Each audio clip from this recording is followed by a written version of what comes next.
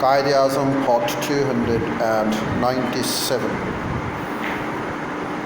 The end of the Second World War and mounting impatience with his tardy progress towards gaining his goal of an independent Pakistan, all those in small or large measure contributed to this transformation and resulted in Jinnah's announcement of direct action.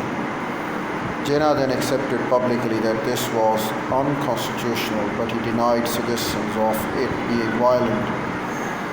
Though this direct action resolution was aimed at the Imperial British in those surcharged days of explosive nationalism, Jinnah knew well enough that it would result in generating great violence and an extreme anti-Hindu sentiment. Sadly, that is just what happened. This direct action day of 16 August 1946 resulted in killing of over 6,000 humans in Calcutta alone. Over 15,000 were injured, and it had an immediate cascading effect all around. Death now began to stop India, and many other equally serious consequences followed in Bihar, in Orissa, in United Provinces, in Bombay, and many other areas. Direct Action Day, 16 August 1946. The Calcutta Riots. The Calcutta killing in one form or another lasted a full year. From August 1946 until independence, the curtains of this had actually begun to manifest themselves in Calcutta from well before Jinnah's announcement of direct action. Trouble having started to simmer from around November 1945, though these earlier protests were not at all communal in nature, collectively they created a climate of discontent and prepared the ground for just that, a communal right. For example, a procession of 500 students on 21 November 1945 demonstrated in Calcutta, responding to an appeal from their political leader to observe the day as INA Day. Almost predictably, as if following an established pattern, the ensuing procession deliberately, defiantly entered a prohibited area, clashed with the police, and in consequence, one student was killed. By the following day, mob violence swept throughout the city.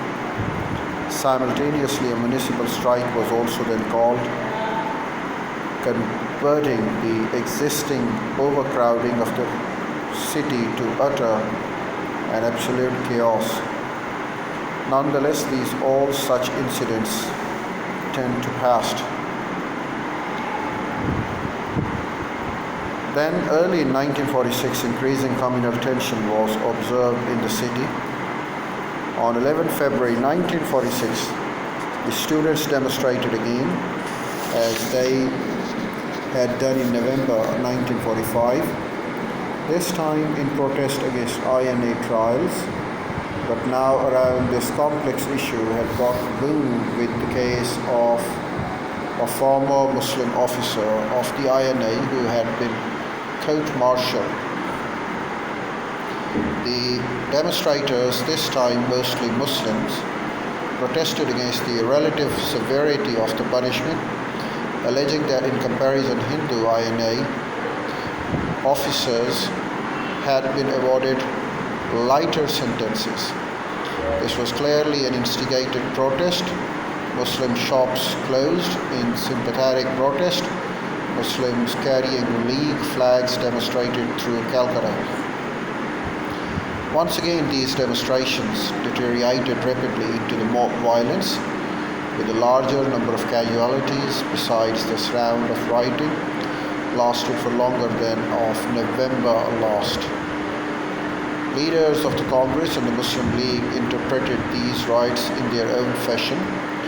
For the congressmen, it was Gunda and irresponsible elements of the city who had gained an upper hand.